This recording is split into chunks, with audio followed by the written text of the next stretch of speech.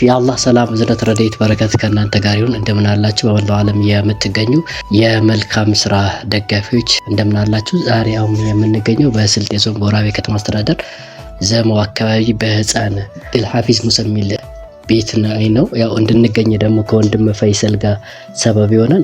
በተፈጥሮ በገጠመው የሆርሞን እጥረት ምክንያት የእድሜውን ያህል ማደግ አልቻለም። ዛሬ ላይ እሱ የሚገኘው 14 አመቱ ነው። ይሁን እንጂ ያው የእድሜውን ያህል አላደገምና መፍትሄ አለው ተብሏልና እስኪ ደነብ በጎ አድራጎት ማህበር ኃላፊ ከወንድም ፈይሰልም ጋር ያለውን ነገር ልናይን የመጣ ነው። ወንድም ፈይሰልም መልእክቱን ያስተላልፍልናል። እሺ አሰላሙ አለይኩም ወራህመቱላሂ ወበረካቱ። የተከበራችሁና የተወደዳችሁ እንደምን አላችሁ? ሰላማችሁን በያላችሁበት አላህ ያብዛላችሁ።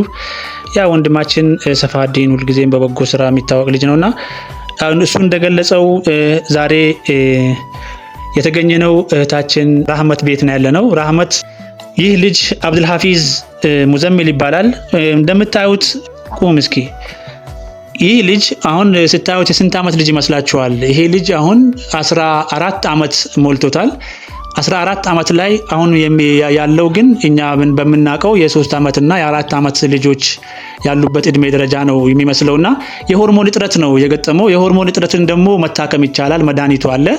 ይህን መድኃኒት ለማድረግ እናቱ ስትኳትን ስትለፋ ስትወጣ ስትወርድ 2 አመት አሳልፋለች። አሁን ግን በቃ ከአቅሜ በላይ ነው፣ እባካችሁን ልጄ ከልጆች እኩል ሆኖ ከልጆች ጋር ይጫወትልኝ። 14 አመቱን ሆኖ አሁን ግን ገና የ4 አመት ልጅ ህፃን ነው የሚመስለውና እባካችሁን ደግፉኝ ብላለች። እኛም ከዚህ ከስር አካውንት የልጁን የምትደግፉበትን አካውንት እናደርጋለን። በአካውንቱ አቅማችሁ የቻለውን በዓለም አቀፍ ደረጃ ያላችሁ በውጭ ሀገርም ያላችሁ ከሀገር ውስጥም ያላችሁ እባካችሁን ይሄንን ህፃን አብረን ተጋግዘን እንታደገው። እናቱም ይሄው እያለቀሰች ነው አዝናለችና እሷንም የምትላችሁን መልእክት ሰምተን ይሄንን ህፃን ባጠረ ጊዜ አሳክመን ወደ ተሻለ እድሜ በአሁን እድሜው በሚፈቅደው ልክ በእድሜው ደረጃ እንዲያድግ እንደግፈው እንተባበረው ለማለት ነው። ራህመት አብሽሪ አብሽሪ። አሰላሙ አለይኩም ወራህመቱላሂ ወበረካቱ። ያው ስሜ ራህመት መስሮ ይባላል። የህፃን አብዱልሐፊዝ እናት ነኝ እና ይሄ ልጅ ከተወለደ ጀምሮ ህመም ላይ ነበረ።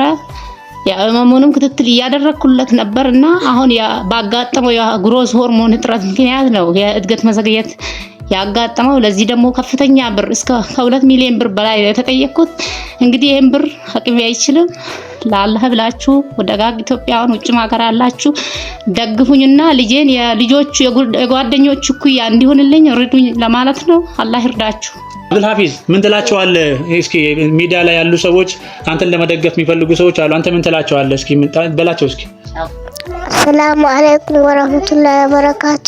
ከጓደኞቼ እኩል እንደመሆን ደግፉኝ። ጓደኞቼ እኩል እንዲሆን እባካችሁን ሁላችሁም የበኩላችሁን አስተዋጽኦ አድርጉልኝ፣ ደግፉኝ፣ ከጓደኞቼ እኩል ልሁን ልጫወት እያለ ነውና ሰላማችሁን አላህ ያብዛላችሁ። ፈተናዎች ይመጣሉ። የሰው ልጅ ይፈተናል። ከፈተና አንዱ ደግሞ የሚፈተነው ያገለሰው ቤተሰብ ሳይሆን እኛም ነው የምንፈተነው። ሀቂቃ የሆነ ነገር ማድረግ እየቻለ አለመቻለ ራሱ ፈተና ነው። ምሳሌ ሰው መርዳት እየቻለ ካረዳ በዛ ነገር ወይም ደግሞ ባየው መረጃ በደረሰው መረጃ ይፈተናል ማለት ነው። እና ሁላችንም በምንችለው ያህል አስተዋጽኦ እናደርግ። ሀቂቃ የሚያስፈልገው እስከ 2 ሚሊዮን ነው። መድኃኒቱ ነው ከውጭ የሚመጣው። መድኃኒቱ እስከ 2 ሚሊዮን ብር ያስፈልገዋል። መድኃኒቱ ተጠቀመ ማለት ደግሞ ያው ኢንሻአላህ እድገቱ ጨምርና በአላህ ፍቃድ ሌላ ጊዜ ይሸማቀቅ የነበረው ከልጆች ሲጫወት እንትን ሲል የበታችነት ስሜት ይሰማው የነበረው ኢንሻአላህ አሁን በዚህ ቪዲዮ በምታዩት አካል እናንተ ባስገባችሁት እናንተ ባስተዋጽኦ ባደረጋችሁት መንገድ ልጁ ደግሞ ነገ ሲቦርቅ ነገ ደግሞ ቁርአንም ያው አንድ ያከትም ያለው ብሏል። እንደዚሁ ደግሞ ሁለተኛም ለማክተም እየቀራ ነው።